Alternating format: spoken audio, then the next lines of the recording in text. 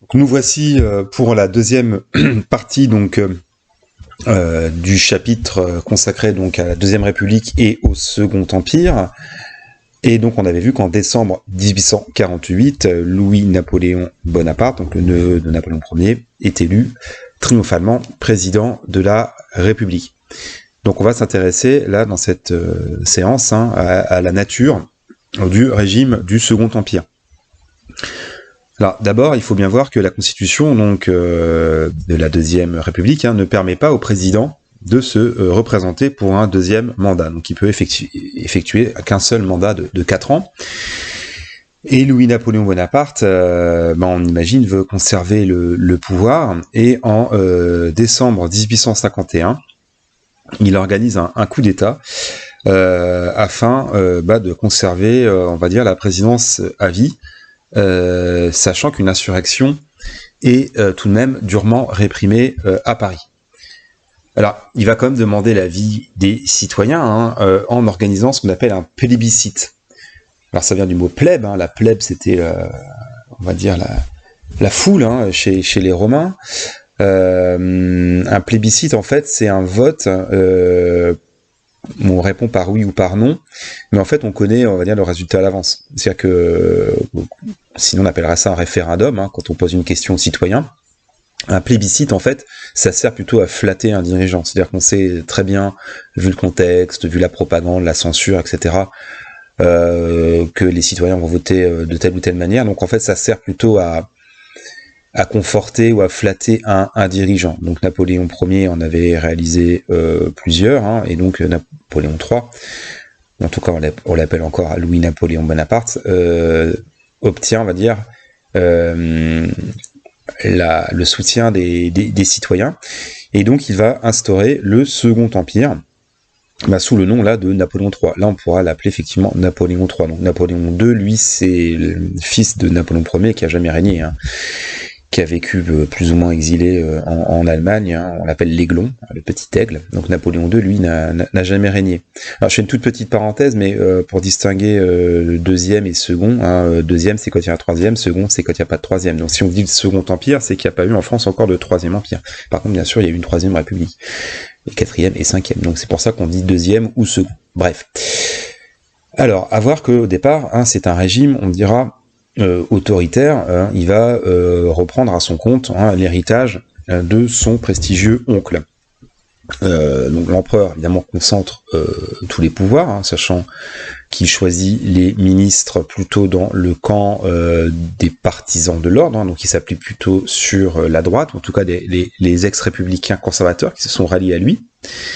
Mais il va quand même rétablir le suffrage universel masculin, donc d'ailleurs comme son oncle aussi, sauf qu'en fait c'est pas vraiment démocratique parce que les candidats en fait aux élections notamment législatives ou municipales en fait sont choisis par le pouvoir, sont validés par les préfets qui ont l'aval du gouvernement. Donc en fait on choisit les candidats. Alors les citoyens masculins votent, mais les candidats sont choisis par le pouvoir. Alors à voir qu'il y a aussi évidemment des opposants politiques qui sont exilés, notamment le plus fameux d'entre eux c'est Victor Hugo, dont on reparlera en conclusion du chapitre, donc pour l'instant je laisse en suspens. Et à voir aussi qu'en 1858, Napoléon III manque d'être tué dans un attentat à la bombe. Heureusement son carrosse est blindé, il sort de l'opéra, mais la bombe va tuer quelques passants, mais épargne l'empereur. Une bombe qui a été placée par un patriote italien, sachant, on y reviendra, mais enfin voilà, l'Italie est dans un contexte de guerre civile et les patriotes italiens accusent Napoléon III de ne pas les soutenir. Enfin, en tout cas, voilà, il y a un tour de vis politique et l'opposition politique est encore plus contrôlée à la suite de cet attentat manqué. Alors, à voir que Napoléon III, c'est ça qui est ambigu chez lui et intéressant, c'est qu'en fait, il y a un côté social chez lui. Il avait d'ailleurs écrit un ouvrage qui visait à réduire la pauvreté. Donc voilà, c'est quelqu'un qui s'intéresse au sort des pauvres, des indigents. C'est ça qui est assez particulier chez lui, c'est que certains vont même dire que c'est un empereur de gauche. On peut le lire chez certains historiens ou écrivains. Il est certes autoritaire, mais il a un côté assez social. Dans le but de réduire la pauvreté qui est évidemment endémique à l'époque, et donc il va faire voter des lois sur l'assistance aux plus démunis, donc les orphelins, les pauvres, les indigents. Et il va aussi permettre un début des syndicats. Alors c'est pas encore tout à fait la liberté syndicale qui viendra sous la Troisième République, mais ce qu'on appelle le droit de coalition. C'était en gros les travailleurs ont le droit de se réunir, de faire des réunions pour parler de leurs conditions de travail. Alors c'est pas encore les syndicats, mais c'est un début, on va dire, de syndicats. Et c'est aussi sous certaines conditions le droit de grève. Donc il y a quand même quelques avancées sociales. Alors à voir aussi que les opposants politiques sont amnistiés, sont pardonnés à la fin des années 1860, sauf que le plus illustre de ces exilés, donc Victor Hugo, lui refuse de revenir en France. Mais bon, en tout cas, Napoléon III a pardonné à Victor Hugo. Alors à voir aussi que c'est une période de paix, en tout cas en France. Évidemment, ça se termine plutôt mal pour Napoléon III, on y reviendra avec la guerre franco-prussienne, mais disons que c'est plutôt une période de paix, de prospérité, dont on reparlera dans d'autres séances, mais il y a quand même une politique extérieure assez ambitieuse, parce que la France depuis 1815, depuis le congrès de Vienne, a été un petit peu mis sur la touche, évidemment après les conquêtes napoléoniennes, les grandes puissances européennes, et en premier lieu les Anglais, font tout pour restreindre la puissance française. Et Napoléon III veut remettre un petit peu la France dans le concert des nations. Et donc de 1853 à 1856, il y a une alliance qui réunit en fait la France, le Royaume-Uni et l'Empire turc ottoman contre la Russie. Intéressant de le noter. C'est la dernière guerre menée entre Français et Russes, c'est ce qu'on appelle la guerre de Crimée. Donc la Crimée qui est une région au nord de la mer Noire, donc qui est une région traditionnellement russe, que peut-être vous épargner le contexte du moment, mais bon, en tout cas la Crimée a été un moment ukrainienne et reprise par Poutine il y a une petite dizaine d'années. Mais enfin, en tout cas, cette guerre qui termine donc sur la défaite des Russes, parce qu'en fait les Turcs se méfient de l'hégémonie russe en mer Noire. Enfin c'est les Turcs qui appellent à l'aide la France et le Royaume-Uni, qui sont bien contents d'affaiblir la Russie. Donc c'est une guerre un peu oubliée mais importante, avec la fameuse bataille de Sébastopol. Donc ça explique pourquoi il y a des rues, des boulevards qui peuvent s'appeler Sébastopol. Donc c'est le grand port de Crimée. C'est une guerre intéressante parce que c'est la première guerre où il y a eu des photographies. Donc première guerre photographiée. Donc cette guerre victorieuse, on dira, consacre le retour de la France dans les affaires internationales. Alors, le grand enjeu aussi international européen à l'époque, c'est le sort de l'Italie. En fait, l'Italie était morcelée en plusieurs États, il n'y avait pas de nation italienne. Alors, il y avait un royaume important, c'était le royaume de Piémont-Sardaigne, qui était, on va dire, le royaume principal.